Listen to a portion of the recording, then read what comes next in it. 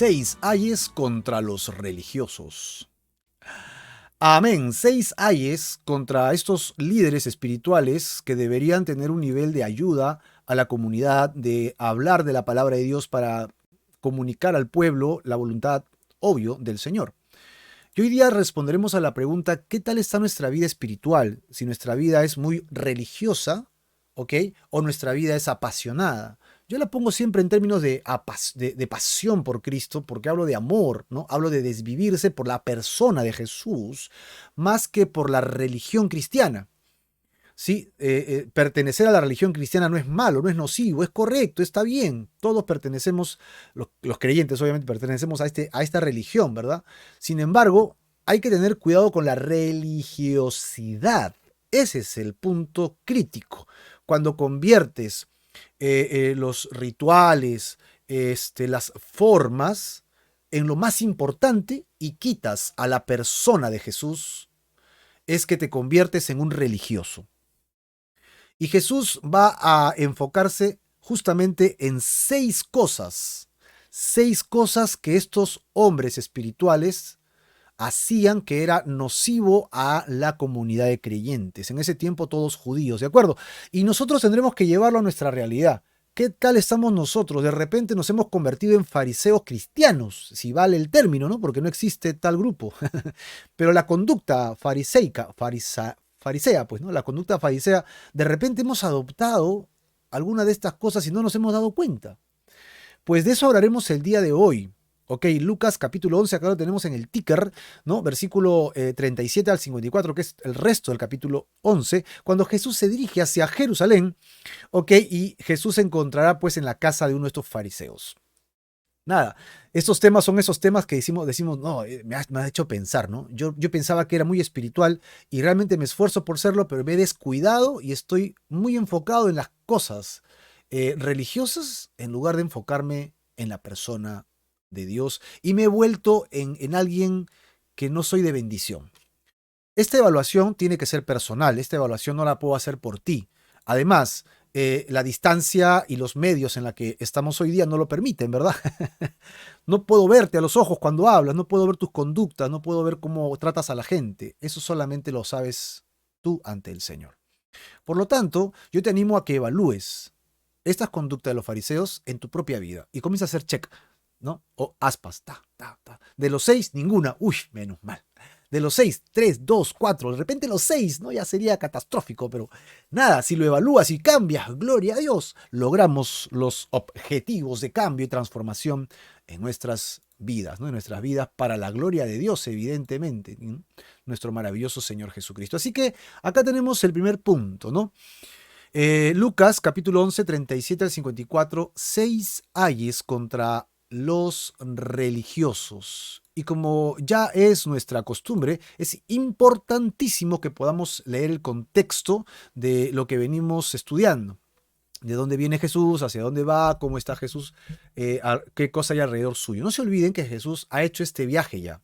O sea, no lo empezó, ya lo inició, ya llegó a las áreas de Judea, ha salido desde Samaria y ha recorrido pues gran distancia yendo pueblo por pueblo, lo cual le toma varias semanas. No es un viaje de un día, es un viaje de varias semanas. Si tú vas de frente, llegas rápido, puede ser pues en un par de días, puede ser máximo un día, ¿no? Rápido. Pero no, si vas a paso de ganado con la familia y te vas deteniendo, entonces te demoras un buen tiempo. Y Jesús no estaba apurado en llegar, lo que él estaba haciendo era ir aldea por aldea, pueblo por pueblo, enviando a sus apóstoles para que vayan delante de él, lo que eran 12 y a sus discípulos que eran 70, que luego se convertirán en 120, como ya hemos mencionado. Y Jesús llega pues a aldea tras aldea y encuentra rechazo, rechazo, rechazo. Jesús llega a la culminación de su ministerio y está yendo a la última Pascua que él celebrará, que es donde morirá y entregará su vida, ¿ok? Para todo aquel que en él cree sea salvo. Amén. Esa es la idea de la cruz. Pero Jesús ya llega a Judea y cerca de Judea se encuentra una aldea muy conocida, ¿ok? Betania, y ahí tiene unos amigos. Ellos le dan albergue y pasan cosas interesantísimos en ese pasaje. Marta y María son protagonistas de ese pasaje. Jesús se queda en esos lugares, va y viene, entra a Jerusalén tal vez desde lejos, pero él está por las aldeas en torno, esperando la fecha de la Pascua, y sus discípulos le dicen, Señor, enséñanos a orar. Y Jesús les enseña lo que nosotros conocemos, como el Padre nuestro, y de lo cual aprendimos increíblemente que Jesús le dio tips de cómo orar. Si sigues el Padre Nuestro, entonces cubrirás todas las áreas de la oración. Luego, ya no se sabe exactamente dónde está Jesús, pero se encuentra en la zona de Judea, cerca a Jerusalén, y, y él termina liberando a un joven enfermo que estaba atrapado por un demonio. Ok, y al liberarlo causa un wow, ¿no? Y una discusión con los fariseos, los religiosos y los hombres que estaban en esa zona acusando a Jesús de que él hacía esto en nombre de Satanás. Y Jesús pues echa por tierra ese argumento. Ustedes están locos. Nadie que quiere levantar un reino se pone cabe solito. Pues si yo vengo de parte de Satanás, ¿cómo voy a echar fuera demonios? Estaría malogrando mi propio trabajo. Eso no es posible. Así que yo no vengo de parte de Satanás, yo vengo de parte de Dios. Y todo este argumento es increíble. Así que Jesús continúa haciendo milagros. Él no deja, no cesa de hacer milagros, obras maravillosas. Y la gente que está a su lado le pide señales. Queremos que nos des señales. Una mujer al ver el milagro de este joven siendo sanado, le dice, bienaventurada es tu mamá, ¿no? Tu mamá es bienaventurada. Y Jesús le va a responder que más bienaventurados son los que oyen la palabra de Dios y los que la guardan. O sea, mi madre es bienaventurada, pero tan bienaventurados como mi madre son aquellos que hacen estas dos cosas, ¿no? Así que María, que es una mujer ejemplar y maravillosa, es calificada por las mujeres como sumamente dichosa o, bien, o feliz por de parte de Dios, bendecida, y Jesús no la baja de ese nivel, pero nos sube a todos al mismo nivel también. Solamente hay que hacer estas dos cosas, ¿no? Oír la palabra de Dios y atesorarla en nuestro corazón. Y a continuación hay más hombres que están al lado, que es la multitud, y le dicen, queremos señal. Y Jesús le dice, no, solamente te voy a dar dos señales. Una es la de Jonás y la otra es la de Salomón.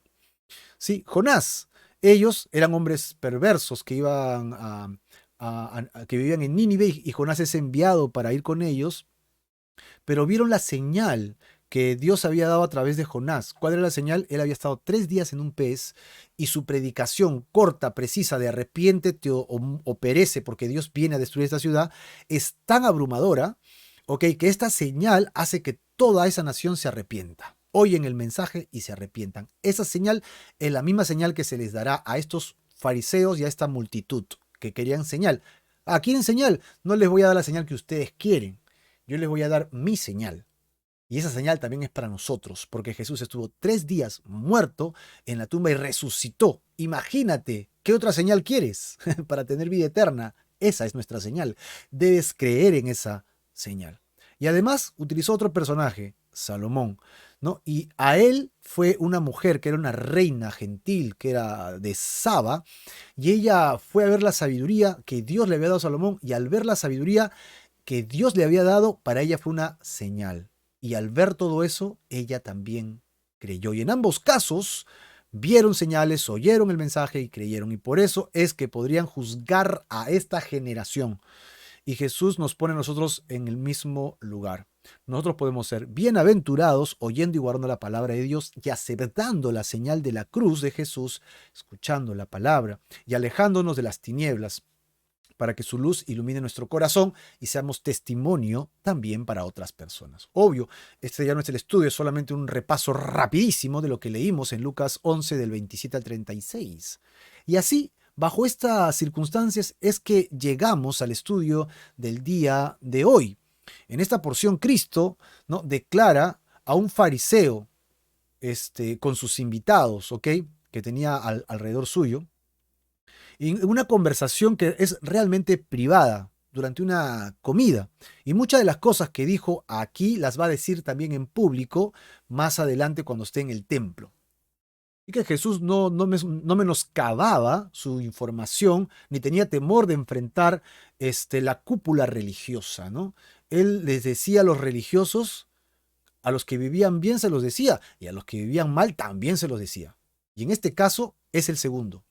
Va a decirles a ellos lo mal que están viviendo.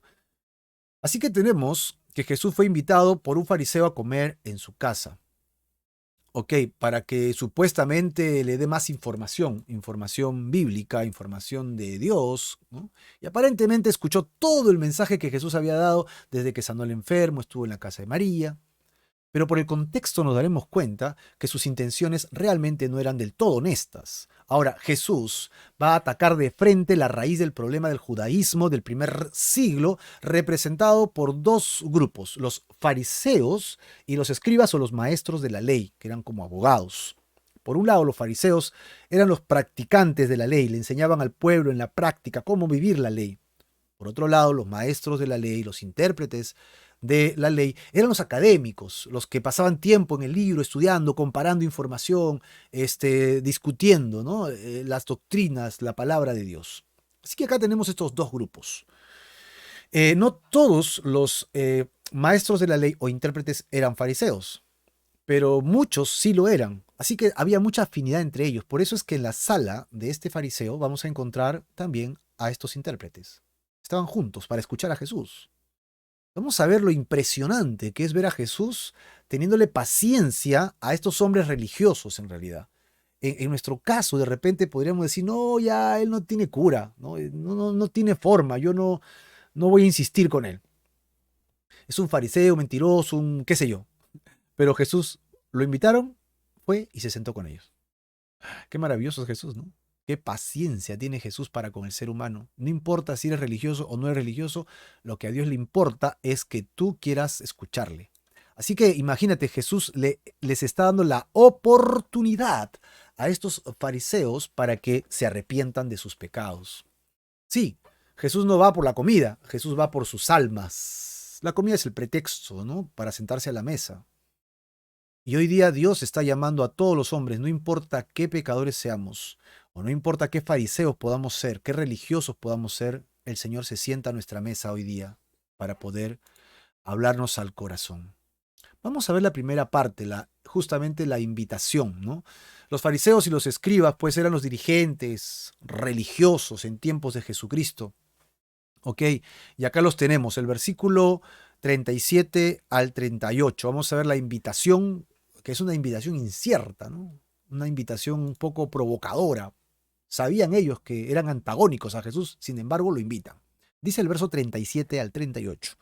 Luego que hubo hablado, le rogó un fariseo, ojo que le rogó a un fariseo que comiese con él. Y entrando Jesús en la casa, o sea, fueron a comer a la casa, ¿qué hizo Jesús? Se sentó a la mesa y el fariseo, cuando lo vio, se extrañó. ¿Por qué se extrañó? Se extrañó de que no se hubiese lavado antes de comer.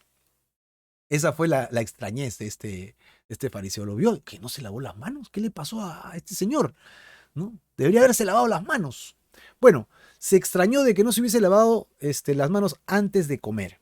Los fariseos seguían pues reglas y seguían cumplimientos estrictos de ceremonias, pero que no eran establecidos directamente por la ley, sino que eran establecidos por las interpretaciones de los rabinos, de los maestros. Esto ya venía obviamente de tiempo de antaño, ¿no? Antiguo. Y estas cientos de reglas, estos cientos de actitudes que tenían que tomar ellos, habían pasado de una generación a otra. Y estas reglas estaban pasándose constantemente como si la salvación misma dependiera de cuidarse, de hacer y cumplir todas estas reglas. Así que Dios no les pidió que hicieran ese nivel de sacrificios, pero ellos lo hacían y les decían a los demás, si no lo hacen, están en pecado. ¡Ja! Podrían morir en sus pecados. Eso podemos verlo justamente en Marcos capítulo 7, versículo 1 en adelante, cuando Jesús habla de las tradiciones y los mandamientos. Si tienes tu Biblia me acompañas y si no, acá tengo un texto que podemos leer juntos. Y leemos que dice en el versículo 1, se juntaron a Jesús los fariseos y algunos de los escribas que habían venido de Jerusalén, los cuales, viendo a algunos de los discípulos de Jesús comer pan con manos inmundas, o sea, no se lavaron las manos tampoco, esto es, no lavadas, entonces los condenaban. Los condenaban. Versículo 3. Porque los fariseos y todos los judíos, aferrándose a qué, y aquí está la palabra que tienes que diferenciar, aferrándose a las tradiciones y no a la ley. O sea, no dice, no, ellos no cumplían la ley, estaban rompiendo la ley. No, no, no. Ellos estaban aferrándose a tradiciones. ¿De quiénes? De los hombres. Tradiciones no de la palabra de Dios, sino que los mismos maestros habían puesto. Si muchas veces no se lavaban las manos, entonces no comen. Eso es. Así que aquí en el Evangelio de Marcos nos dio un poquito más de luz, ¿no?, de lo que estaba sucediendo delante de ellos. También habían sido prescritas la forma misma en que se debía derramar las aguas sobre las manos, ¿no?, los codos abajo, las manos arriba. Así que esto no era una cuestión de higiene, no tenía nada que ver con gérmenes, era un asunto de temor, de inmundicia ceremonial. Por ejemplo, en camino a la casa desde la sinagoga, uno podía haber tocado de repente un gentil o un artículo que estaba contaminado y entonces estaba en impureza, ¿no? Se encontraba en impureza. Jesús, muy atento a lo que estaba sucediendo, va a responderles al nivel que ellos están mirándolo con la ceja levantada. ¿Qué le pasó a este señor?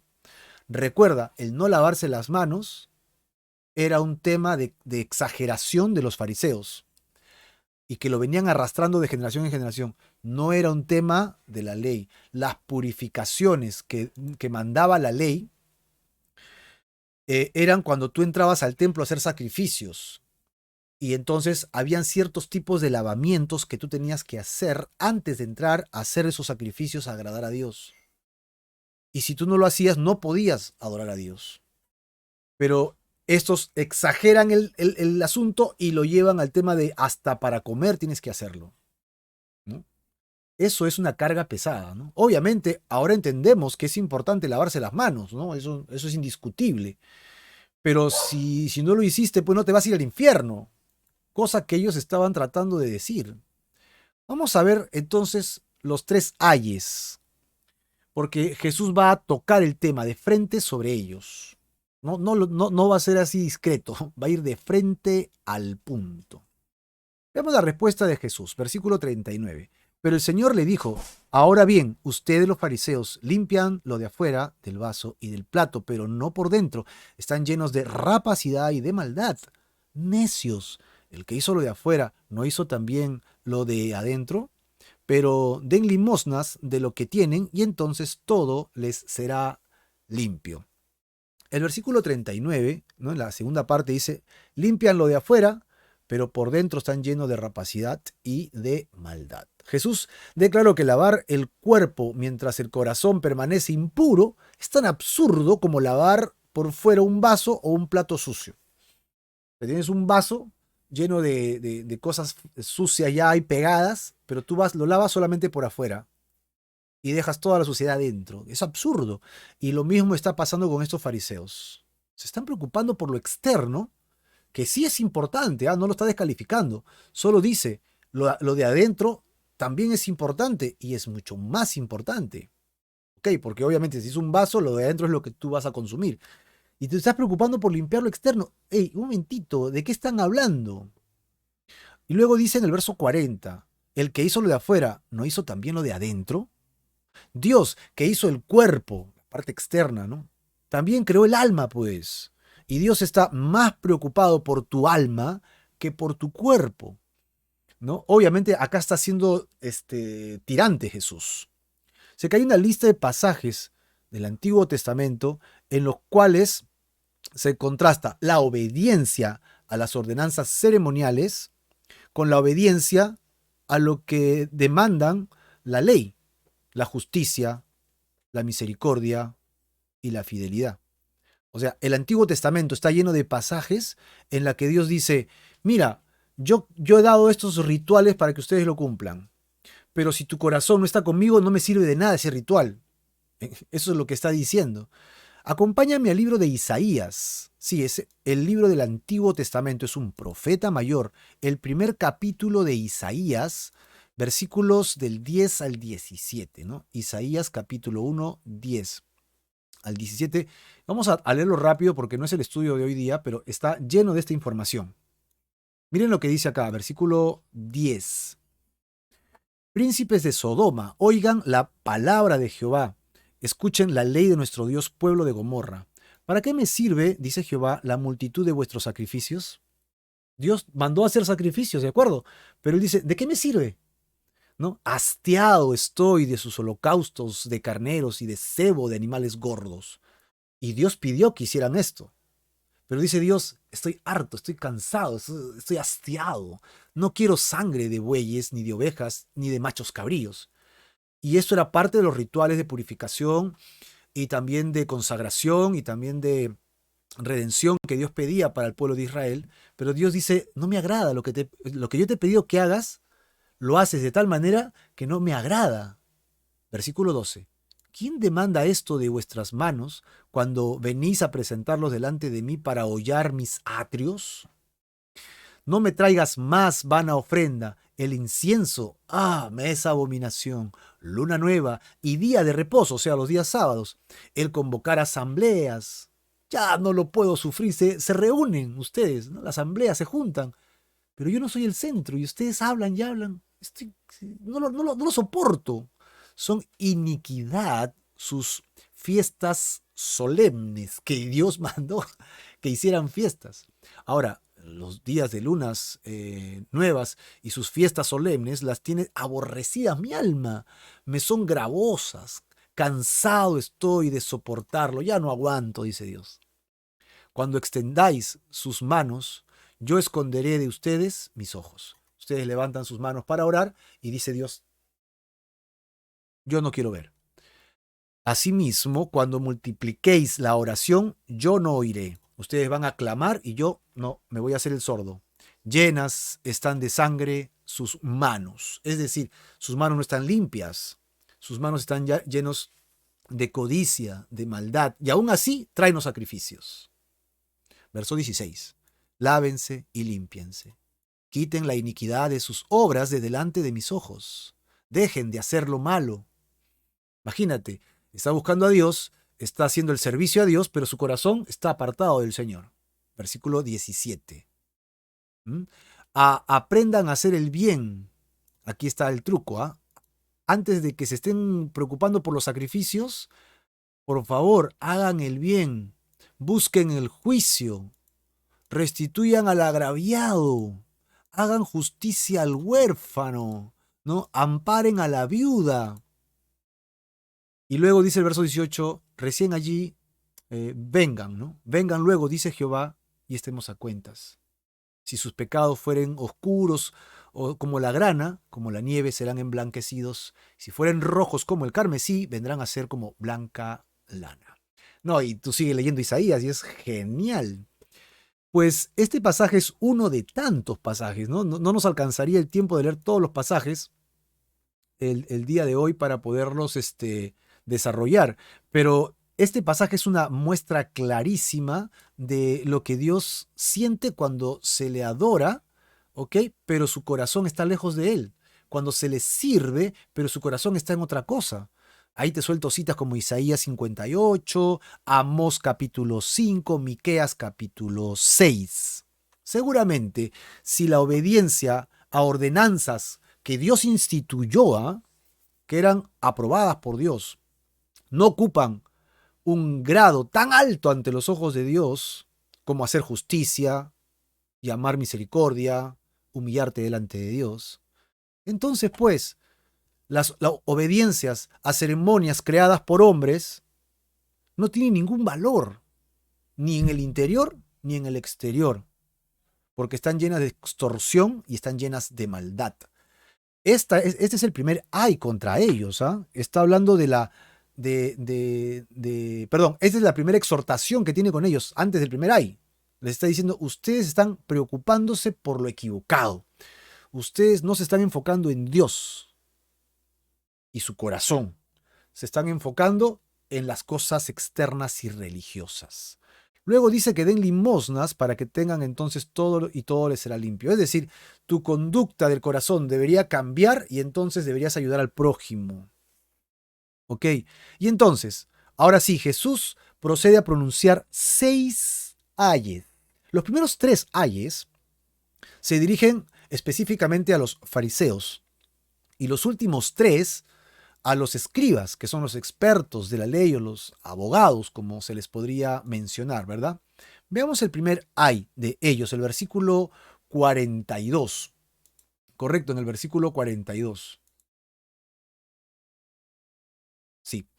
Dice acá, mas hay de ustedes, fariseos. Esta palabra hay está tanto en el Antiguo Testamento también como en el Nuevo Testamento en diferentes libros, en el libro de Apocalipsis, y hay es una expresión de pobrecito de ti. Ay, ay, ay, tú no sabes lo que se te viene, ¿no? Ay, ay, ay. Entonces, esa es una expresión fuerte, es una llamada de atención muy fuerte. Ay de ustedes, fariseos, que diezman la menta y la ruda y toda hortaliza, y pasan por alto la justicia y el amor de Dios. Esto era necesario hacer sin dejar de hacer aquello. Cuando habla de que diezman la menta, la ruda y toda hortaliza, estos fariseos observaban escrupulosamente las ordenanzas del diezmo en el Antiguo Testamento dirigido a la nación de Israel. Para ello puedes leer Levítico 27, Deuteronomio 14 y otros pasajes que te dan luces de cómo Dios manda a la nación de Israel a separar grano y ciertos tipos de animales para traerlos como primicias y como diezmos a Dios. Eso sería una ofrenda dirigida a Dios, entregada a Dios. Parte de esa ofrenda sería retornada al oferente, al que trae la ofrenda, ¿no? ¿Para qué? Para que celebren una fiesta, para que coman con su familia y juntos puedan celebrar con Dios. Y otra parte era entregado a los sacerdotes, era entregado a los levitas. Estos levitas recibían esto de parte de Dios y no de parte del pueblo, porque Dios compartía de lo suyo con sus sacerdotes. Es decir, las 11 tribus no pagaban a la tribu, a la única tribu levita. Ellos daban su ofrenda y su diezmo a Dios. Eso es lo que sucedía. Y Dios compartía con lo suyo a través de ellos. Ahora, ¿el diezmar es correcto en el Antiguo Testamento? Efectivamente, el diezmar es un tema correcto en el Antiguo Testamento. Y aunque aquí no se está hablando de diezmos, recordemos que estamos en el contexto de Jesús y los judíos. Todavía Jesús no había muerto en la cruz y todavía no se habían derogado leyes. Así que el diezmo estaba efectivo para la nación de Israel y la adoración a Dios y el templo de Dios. Bajo esa premisa, Jesús solamente lo toma como ejemplo y le dice, ustedes se están preocupando de las semillitas. Van a diezmar de cada semillita. Están absortos en los detalles que los van a matar. Así que en realidad, como era costumbre entre estos, se excedían dando al Señor la 10ª parte de todas las pequeñas hierbas aromáticas que cultivaban en sus huertas y también exigían que lo hicieran los demás. Según lo veían ellos, la menta, ¿no?, de dulce fragancia y la ruda de fuerte aroma. De hecho, toda hierba del huerto debía ser diezmada sin falta. Pero en la ley de Moisés no se dice una sola palabra sobre estos tipos de hierbas. La ley sí demanda que los 3 grandes productos de la tierra, el grano, el vino, el aceite, deban ser diezmados, ¿no? ¿Para qué? Para traérselos a Dios como una ofrenda y que sirva para el sustento del templo. Pero los fariseos siempre extendían la ley ilegítimamente. Lo hacían también respecto del ayuno, del lavamiento de las manos, de la observancia del día sábado. Sin embargo, ellos cometían un pecado terrible. Dice, pasan por alto, se preocupan del detallito, se preocupan tanto de ese detallito que se descuidan de lo más importante, que es la justicia y del amor a Dios. En realidad, hay de ustedes porque están descuidando su vida eterna. Están descuidándose la justicia con el prójimo y de amar al Señor. La inflexibilidad de su insistencia en diezmar hasta lo más pequeñito estaba unido a su total descuido, ¿no?, de los requerimientos más importantes de la ley, que es el alma, andar en justicia, en amor a Dios. Enfatizaban las reglas humanas a costa de las ordenanzas del Señor. Este es el énfasis del versículo 42. Ustedes se están preocupando por las reglas que le dejaron sus padres en lugar de preocuparse por las reglas que les pidió el mismo Señor. Esto nos hace recordar un pasaje en el Antiguo Testamento que solo te lo voy a citar, si quieres lo buscas en Zacarías capítulo 7. Zacarías capítulo 7 del 8 al 10 dice, y vino palabra de Jehová a Zacarías diciendo, así habló Jehová de los ejércitos, diciendo, juzguen conforme a la verdad, hagan misericordia y piedad cada cual con su hermano. Mira, verdad, misericordia y piedad con el hermano. No opriman a la viuda, al huérfano, al extranjero ni al pobre, ni ninguno piense mal en su corazón contra su hermano. Es decir, el sentir de Dios nunca ha cambiado. La combinación de la justicia horizontal y el amor a Dios siempre están presentes en toda la Biblia. Eso nos debería llevar a hacer buenas obras, nos debería hacer pensar en amar al prójimo, cuidar del prójimo, en bendecir la obra de Dios. No al revés.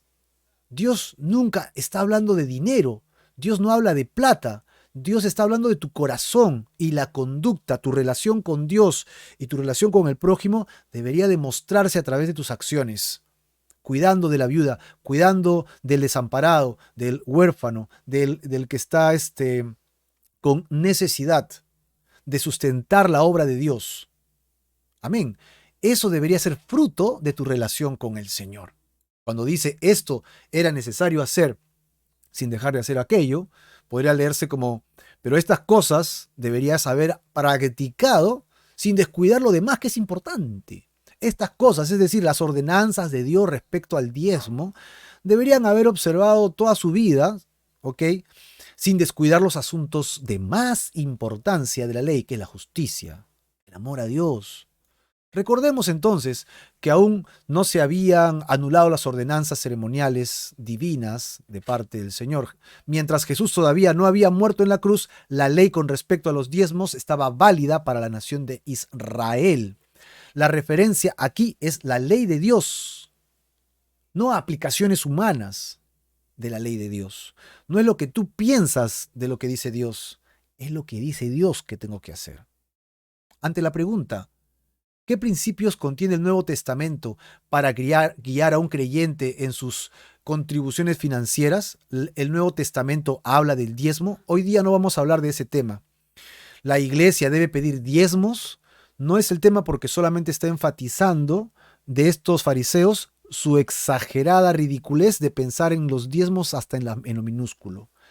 Pero solamente para responder la pregunta de manera tangencial es, en el Nuevo Testamento no hay un solo versículo que le diga a la iglesia que debe diezmar.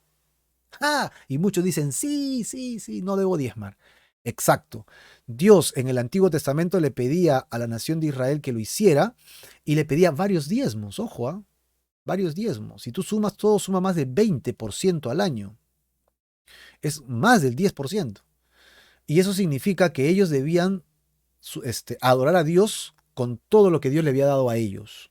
En el Nuevo Testamento ya no hay ningún versículo que Jesús haya enseñado ni que los apóstoles indiquen acerca de diezmar. ¿Por qué? ¿Cómo es entonces que ahora yo voy a agradecer a Dios? Mira, Jesús lo dio todo en la cruz, ¿de acuerdo? Solo para resumirlo allí, sí. ¿Cuánto te pide Dios ahora a ti?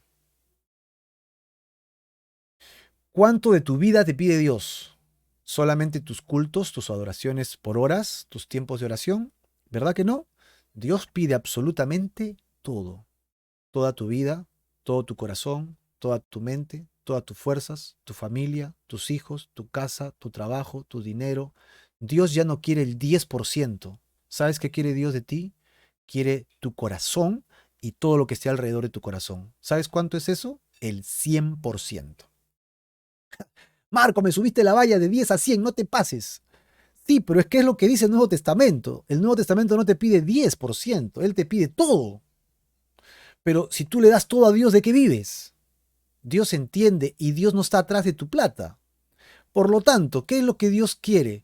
Dios quiere que tú seas como, por ejemplo, cuando Pablo exhorta en 1 Corintios 16:2, dice, cada primer día de la semana, cada uno de como propuso en su corazón, según lo haya prosperado, ¿no? Guardándolo para que cuando Él llegue lo recoja. O sea, proponte darle a Dios algo sistemáticamente, proporcionalmente. ¿Tú quieres que sea el 10% para seguir el ejemplo de la ley? Amén, hermano. Quiero que sea el 5%, quiero que sea el 20%. Eso es entre tú y Dios. Pero no es lo importante. Lo importante es que tú se lo estés dando a Dios agradecido. Eso es lo importante. Que tú estés reaccionando a la salvación que te ha dado el Señor. Y no importa si diste un poquito más, un poquito menos, no te preocupes de los detalles, porque esa conducta puede ser exagerada y ridícula como la de los fariseos. ¿Y cómo deberías dar? Dice Pablo en Corintios, capítulo 2, 2 Corintios 9:7, cada uno dé como propuso en su corazón, no con tristeza ni por necesidad, porque Dios ama al dador alegre. Sí, hay un tema del dar en el Nuevo Testamento, pero no es el diezmo. Es de acuerdo a la gratitud que tienes para con Dios y de manera sistemática, mensual, proporcional, que no afecte tu bolsillo, pero que sepas que estás agradeciéndole al Señor Jesús. Así que aquí encontramos la primera conducta de los fariseos. ¿Cuál es? La primera conducta es exagerada y ridícula. El segundo ay, que nos menciona acá, es ay de ustedes fariseos que aman las primeras sillas en las sinagogas y las salutaciones en las plazas. Es decir, ellos quieren estar en los lugares prominentes. ¿Qué es eso? Vanagloria. Así que segunda conducta de los fariseos es la vanagloria, querer estar sobre los demás. Tercer ay de ustedes, escribas y fariseos hipócritas. Un momento, ¿has notado una diferencia acá? Porque acá dice Jesús, hasta acá dice, ay de ustedes fariseos. Y Jesús acaba de aumentar algo más. ¿Qué acaba de aumentar? Escribas. Así que ahí de taquito, de costadito, de codito, está que se las lanza a otro grupo de gente que está en la mesa. Ya no solo a los fariseos, sino a los escribas también. Hay de ustedes, escribas y fariseos hipócritas, que son como sepulcros, que no se ven, y los hombres que andan encima no lo saben. Aquí hablamos de que en realidad estos son hipócritas, porque en realidad están muertos espiritualmente, ¿sí? Están muertos espiritualmente, pero fingen estar vivos y contaminan y no dejan que los creyentes sean espirituales, porque los contaminan con sus aberraciones, con sus ideas humanas de la ley de Dios. Yo creo que esto debería ser así porque a mí se me ocurre, ¿no? Sus tradiciones. ¿Qué es esto de los sepulcros? Pues cuando habían las fiestas judías, lo que sucedía era que los sepulcros eran pintados de blanco. ¿Para qué? Para que a propósito la gente cuando pasase por allí los viera y no los pisara. ¿Por qué? Porque la ley decía que si tú tenías un muerto y tenías que tocarlo para que lo entierres y no lo cambies para velarlo y enterrarlo, entonces ante los ojos de Dios te encontrabas impuro por una cierta cantidad de días. Entonces no podías celebrar ningún ritual, no podías entrar al templo por esos días, porque tenías que estar con tu familia, pues. Entonces, si tú ibas a la fiesta de la Pascua y ellos decían, y si has pisado, mira, ni siquiera has tocado el muerto, dice, si has pisado un sepulcro sin darte cuenta, entonces estás contaminado. ¿De dónde sacan eso, bro? Así que Jesús les hace referencia a lo que ellos dicen y hacen, y les dicen, y ustedes son como esos sepulcros que alguien no pintó. Y entonces cuando fueron a la Pascua lo pisaron y fueron contaminados, y es por eso que ya no pueden adorar a Dios, porque ustedes están muertos, simulando estar vivos. Así que tenemos tres conductas de los fariseos y tres ayes. A ver si lo repasamos un ratito y tú me dices si estamos bien. Ok, el primer ay es que son, ¿qué cosa? Exagerados, ¿no? Al nivel de la ridiculez. Están concentrados en el diezmo de lo más pequeño y no se preocupan de lo más importante de sus almas, que es la justicia, el amor de Dios. Segundo, ¿cuál era? Son vanagloriosos. Buscan el reconocimiento de la gente, ¿no? En las sinagogas, que es el lugar donde se juntan los creyentes, y en las plazas. Y tercero, ¿cuál era el tercero? Hipócritas. aparentan tener vida espiritual para ayudar a los demás, pero están muertos. No oran, no leen la Biblia, no ayunan, no buscan a Dios, no sirven al prójimo, pero ellos quieren ser reconocidos como espirituales porque conocen versículos bíblicos. Y aquí no queda todo, porque los fariseos tienen a los que están a su lado, que son los intérpretes de la ley, y ellos van a saltar. De igual manera, entonces, el Señor, que está con ellos, confrontó a los llamados intérpretes, expertos de la ley. Jesús los consideraba culpables. ¿Por qué los consideraba culpables? Los consideraba culpables porque habían agregado sus tradiciones a la ley de Moisés, haciendo la vida religiosa de una forma pesada, increíblemente sufrida, ¿no? Que era improbable poderla vivir, ¿no? Con sus interpretaciones escondían la verdad, eliminando la posibilidad de entender el mensaje de Dios. ¡Ay de estos intérpretes de la ley! ¿No? ¡Ay de estos intérpretes de la ley! Finalmente, entonces, uno de estos expertos de la ley no puede contenerse más y reacciona. Respondiendo, uno de ellos, intérpretes de la ley, le dijo: Maestro, cuando dices esto, también nos afrentas a nosotros. Nos afrentas a nosotros, dice que está consciente del hecho de que hasta este punto Jesús ha hecho mención solamente a los fariseos. Y ellos de repente, sí, los fariseos. Claro. Pero la mayoría de los expertos en la ley también eran fariseos. Así que dice a Jesús, si no comprende, le dicen a Jesús que si no entiende que le están atacando también a ellos. Por tanto, en este momento Jesús comienza a pronunciar sus ayes contra ellos. ¿Ustedes también quieren? A ustedes también tengo, para ustedes también tengo, ¿no? En realidad, los 6 ayes que veremos hoy día son tanto para los fariseos como para los expertos de la ley. Pero estos 3 últimos son dirigidos a ellos porque va a tocar citas del Antiguo Testamento, ¿no? Porque ellos son pues los que interpretan el Antiguo Testamento. Verso 46, el cuarto ay. Y él dijo: ay de ustedes también, intérpretes de la ley, porque cargan a los hombres con cargas que no pueden llevar, pero ustedes ni aun con un dedo lo pueden tocar. Yo diría que ellos son personas demandantes. Demandan cosas que ni ellos mismos pueden cumplir. Dice acá, cargan a los hombres con cargas que no pueden llevar. Cargas como al ordenar que arrancar espigas y comer el grano en día de reposo es malo, ¿no? Sanar a una persona en el día de reposo es condenable. Que el lavamiento ceremonial de las manos con conexión con todas las ceremonias es nocivo. Es decir, Jesús no podía hacer algo el sábado porque estaba rompiendo el día de reposo cuando no estaba así en la ley. Sí hay que guardar el sábado, por ejemplo, de acuerdo a la ley, Antiguo Testamento, pero tenía un fin, que el día Shabbat o el sábado de Dios lo exigía a Israel con un propósito. ¿Sabes cuál es el propósito? Que lo adoren con su familia. Que tú busques ese Shabbat, separar a tu familia y vayas y adores a Dios. Ese era el fin del Shabbat. Así que debías reposar de tu trabajo para dedicarte a Dios. Pero si tenías que barrer tu casa, no estás rompiendo el Shabbat, pues. Si tienes que caminar hasta la casa de un familiar, no estás trabajando, aunque sudes. Pero acá le decían, si tú haces un esfuerzo que te haga sudar, ya estás rompiendo el Shabbat. Esa era la exageración. Jesús muestra que estos expertos de la ley habían dominado el arte de evitar las cargas que ellos mismos imponían sobre los demás. Pero les dice, pero ni siquiera ustedes mismos lo hacen, no lo tocan con sus dedos.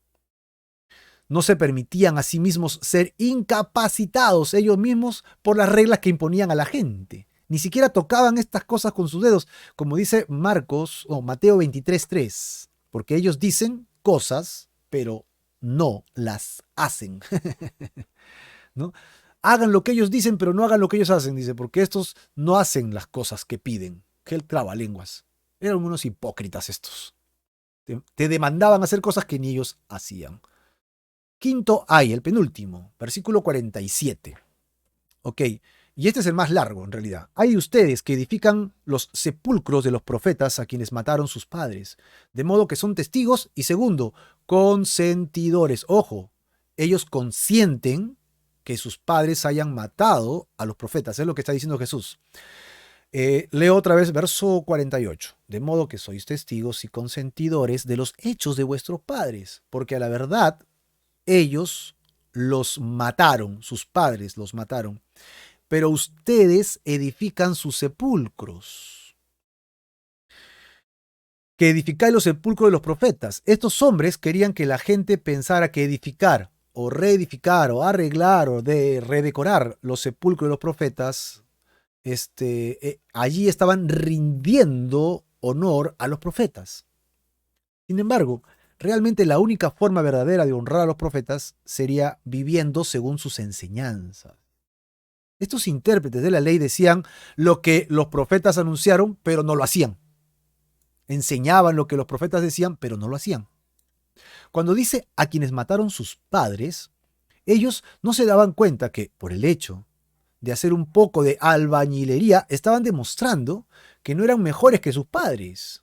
Ellos sencillamente estaban acabando lo que sus padres habían comenzado. Sus padres los mataron y ustedes los sepultan.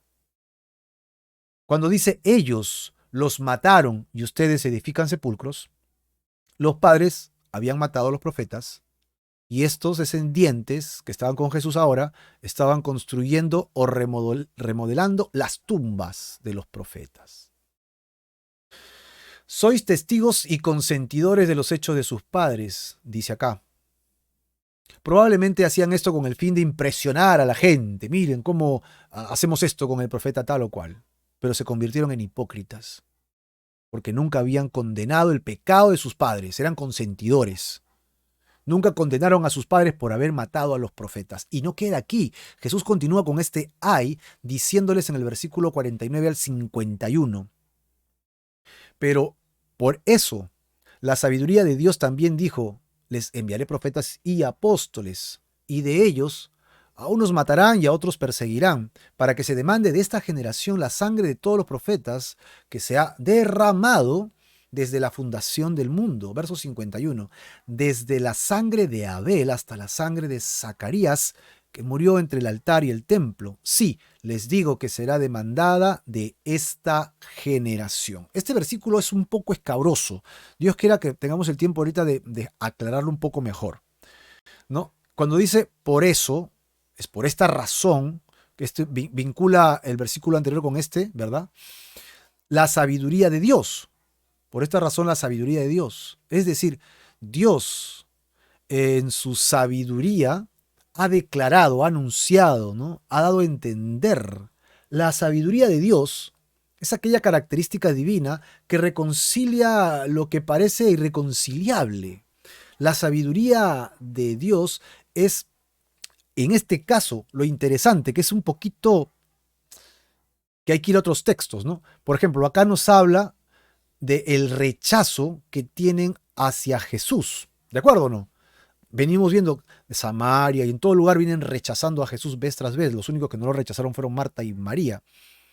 Pero estos de aquí también lo están rechazando, ¿no? Jesús habla del rechazo entonces de esta generación.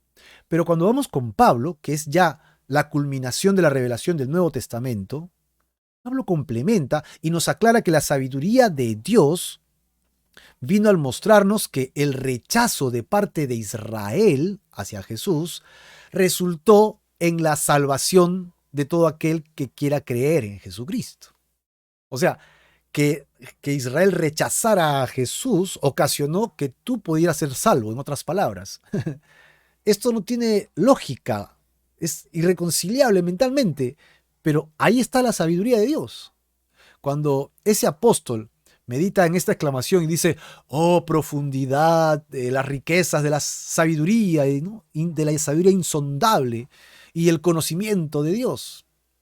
Ahí estamos hablando de la sabiduría del Señor.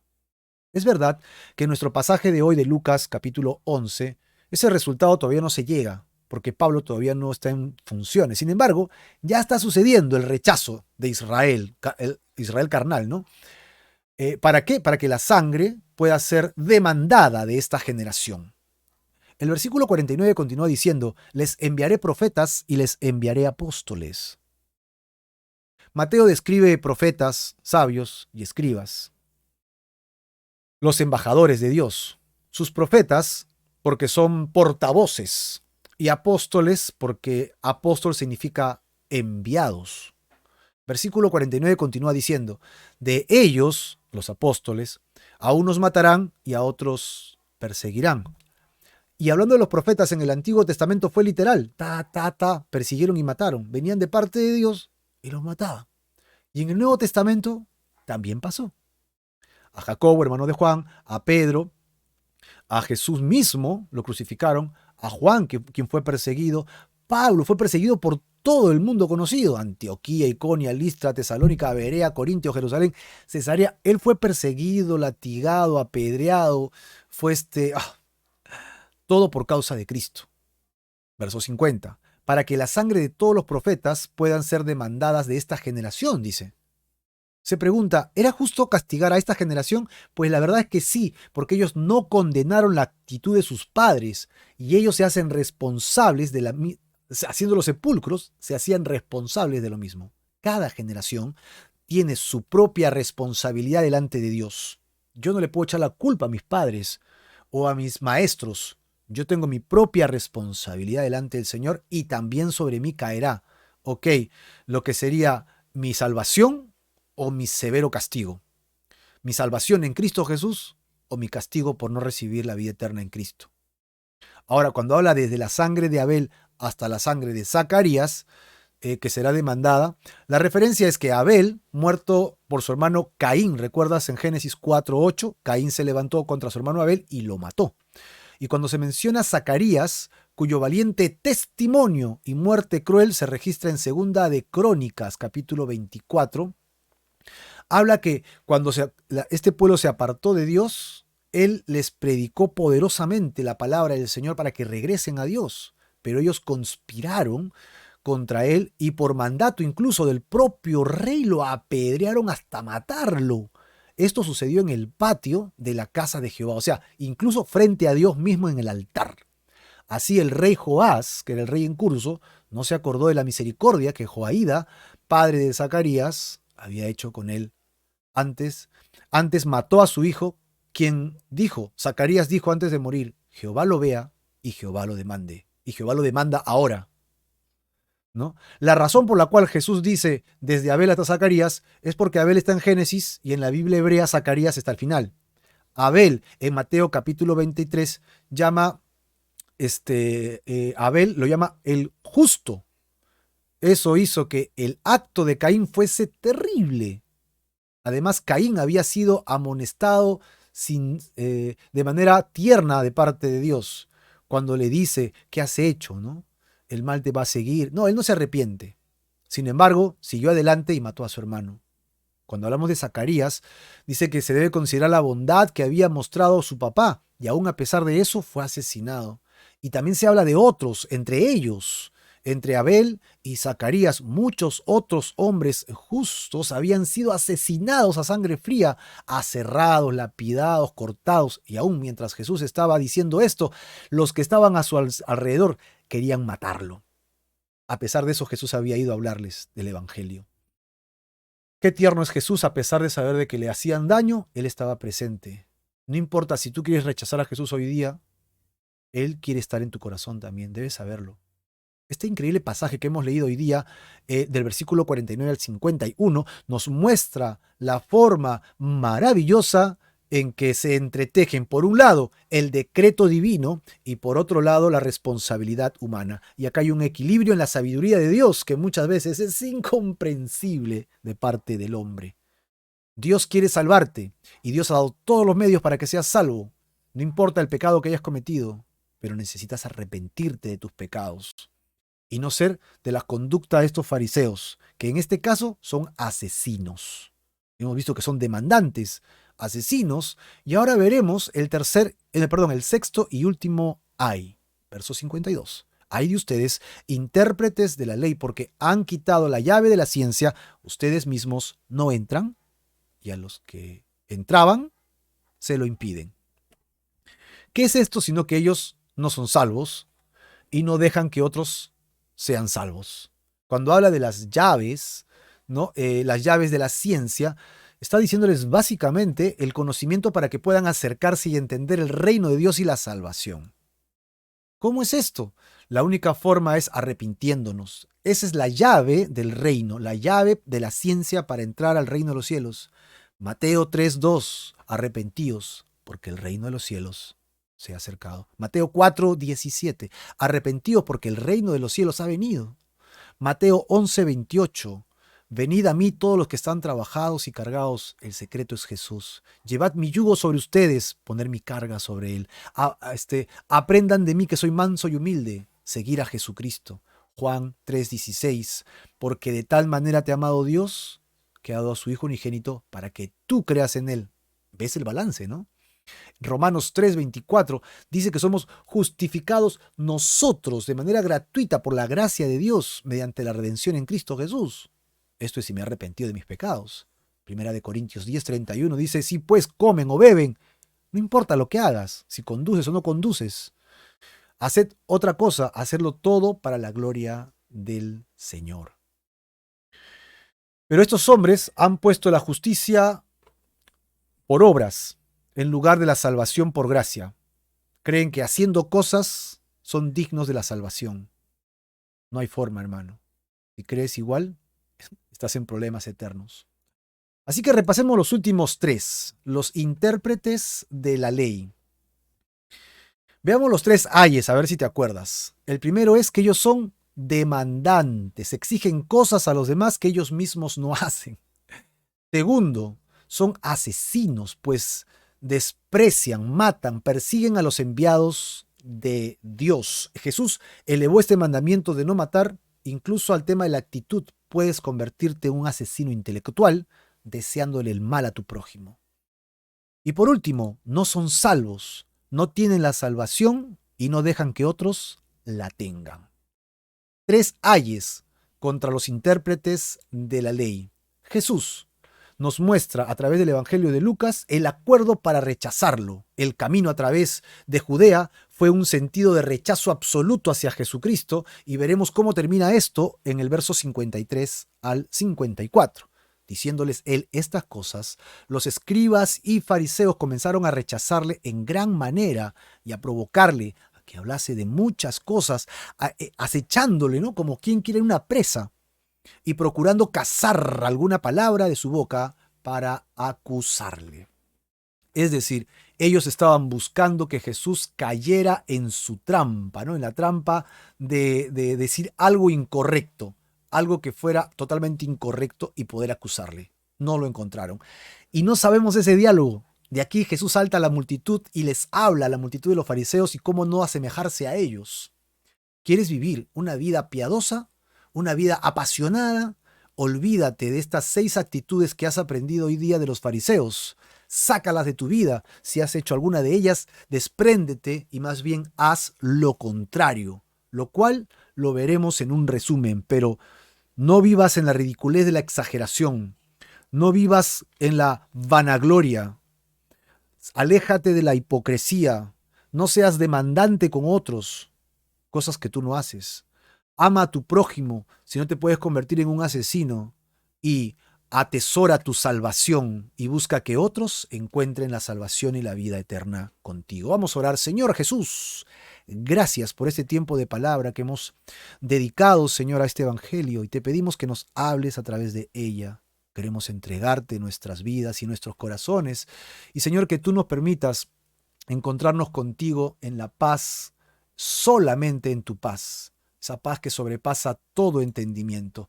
Queremos entregarte nuestros corazones, nuestras vidas y pensamientos, nuestra fe y arrepentimiento en ti para siempre. Gracias, Señor, en el nombre de Jesús. Amén y amén.